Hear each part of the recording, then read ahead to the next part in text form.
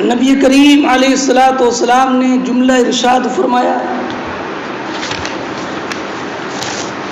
ومن کانت ہجرتہ، ہا کا مرد من، الی دنیا یصیبها یہ دنیا کی صفت ہے،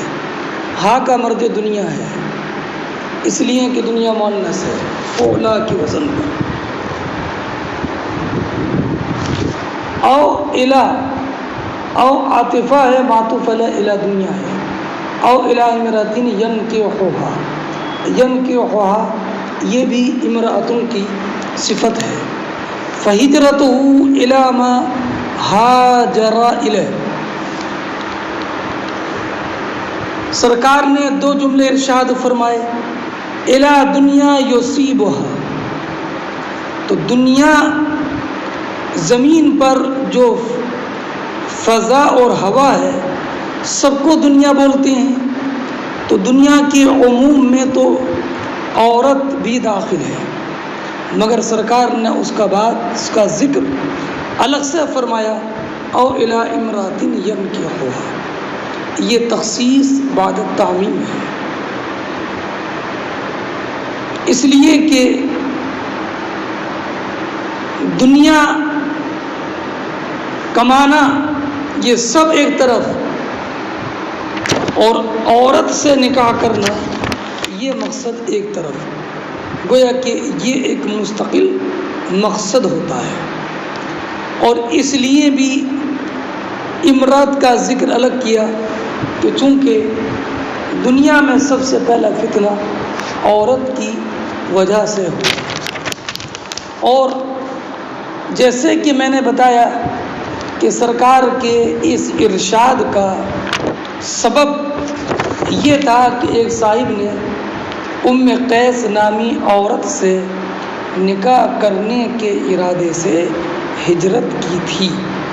اس لیے سرکار نے بالخصوص اس مقام پر امرأت کا ذکر کیا۔ اچھا،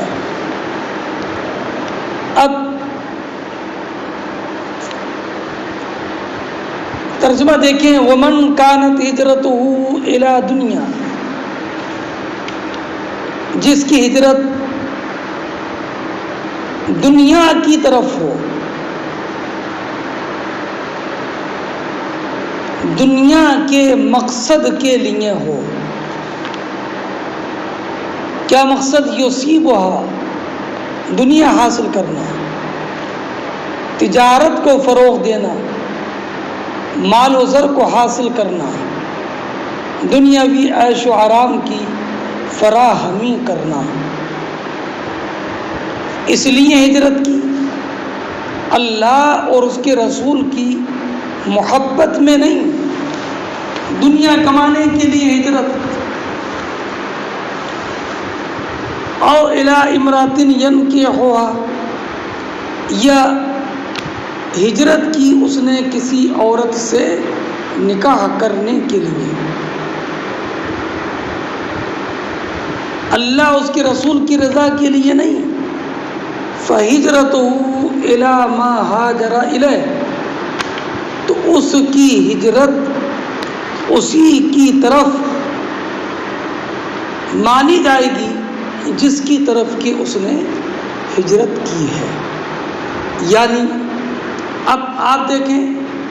کہ شرط بھی وہی ہے، جزا بھی وہی، من کانت ہجرتہ الی دنیا فہجرتہ الی ما ہاجر الیہ،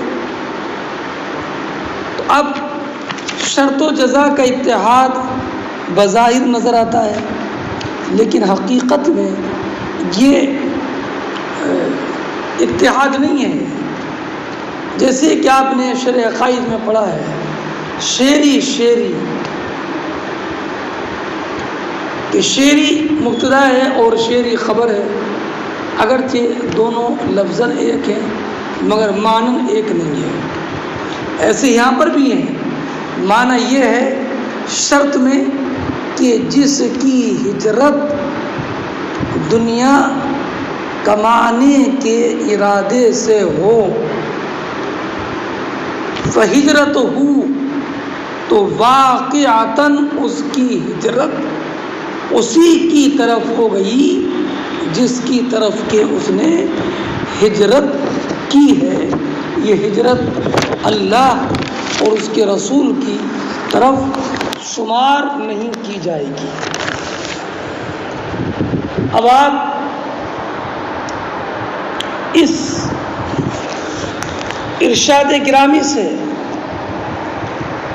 اندازہ لگا سکتے ہیں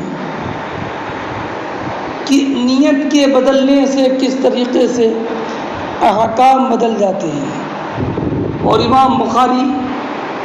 رضی اللہ تعالی عنہ نے انما الاعمال بالنیات اور ہجرت والی حدیث ذکر کر کے یہ اشارہ فرما دیا، اے لوگوں اپنی نیتیں ہمیشہ صحیح رکھو۔ اگر آپ نے ہمیشہ نیت صحیح رکھی اور عمل نہیں بھی کر پائے تو اللہ رب العزت اپنے فضل سے اس نیت خیر پر اجر عطا فرمائے گا۔ جیسے کہ آپ اگر راستے میں چلے اور چلنے کی نیت یہ تھی کوئی غریب ملے گا تو میں اس کی مدد کر دوں گا، یا کوئی مسلمان ملے گا تو میں اسے سلام کروں گا، یا کوئی ضعیف ملے گا تو میں اس کا بوجھ اٹھوا دوں گا، یا کوئی راستہ بھولا ہوا ملا تو اسے راستہ بتا دوں گا، یا اگر کوئی اسلام کی بات سیکھنے والا ملا تو اسے دین سکھا دوں گا، وغیرہ وغیرہ۔ یہ خیر اچھی نیتوں کے ساتھ آپ نے سفر طے کیا، گلی میں چکر لگایا، لیکن نہ کوئی راستہ بھٹکا ہوا ملا، نہ کوئی مسئلہ معلوم کرنے والا ملا، اور نہ کوئی ضعیف اور کمزور ملا، اور نہ کوئی مسلمان ملا جسے آپ سلام کرتے، کوئی نہیں ملا، اور آپ نے اپنا وہ راستہ طے کر لیا اور یوں ہی واپس آ گئے، تو اللہ رب العزت اپنے فضل سے آپ کو سلام کرنے کا ثواب بھی عطا فرمائے گا، بوجھ اٹھانے کا بھی، راستہ بتانے کا بھی، اسلام اور دین کی باتیں سکھانے کا بھی۔ یہ اللہ کا فضل ہے کہ اگر انسان نیکی کا ارادہ کر لے اور نیکی نہ کر پائے، اللہ رب العزت اس پر اپنے فضل سے ثواب عطا فرماتا ہے۔ اور اس کا کمال کرم تو دیکھیے کہ اگر اس نے کسی بندے نے اگر معاذ اللہ برائی کا ارادہ کیا کہ اگر مجھے موقع ملا تو میں چوری کر لوں گا، موقع ملا تو میں جھوٹ بول دوں گا، موقع ملا تو میں غیبت کر دوں گا، موقع ملا تو میں نماز کو ترک کر دوں گا، یا موقع ملا تو میں کسی بھی خلاف شرع امر کا مرتکب ہو جاؤں گا،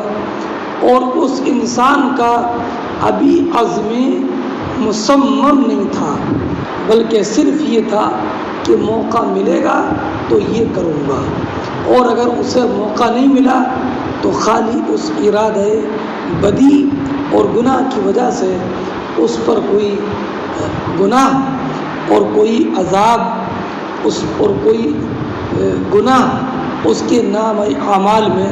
نہیں لکھا جاتا ہے۔ وہ رب قدیر کتنا کریم ہے اپنے پیارے حبیب کی امت پر کہ اگر عمل صالح کی نیت کر لے تو اس کو ثواب ملتا ہے، اور عمل صالح کی نیت نہ کرے تو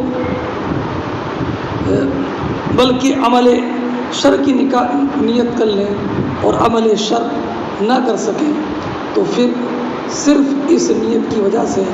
گناہ اس سے متعلق نہیں ہوتا ہے۔ اور اس سے ایک بات یہ معلوم ہوئی کہ کوئی بھی کام اگر نیکی کی نیت سے کیا جائے گا تو اس پر ثواب ملے گا۔ جیسے کسی کا مکان اگر مسجد سے قریب ہے اور اس نے اپنے مکان میں کھڑکی کھولی اور نیت یہ کی کہ تاکہ اس سے ہوا آتی رہے، تو کھولنا تو جائز ہے، لیکن اس پر ثواب نہیں ملے گا۔ اور اگر کھڑکی اس لیے کھولی تاکہ مسجد کی اذان کی آواز آتی رہے اور قرآن کریم کی تلاوت کی آواز آتی رہے، کھڑکی کھولی لیکن نیت مسجد کی اذان کے آنے کی ہے اور یا قرآن کریم کی تلاوت کی آواز آنے کی ہے، تو اس نیت خیر کی بنیاد پر اجر و ثواب ملے گا۔ اس لیے بندے کو ہمیشہ تمام کاموں میں نیک نیتی کے ساتھ اپنی نیک نیتی کا ثبوت دینا چاہیے۔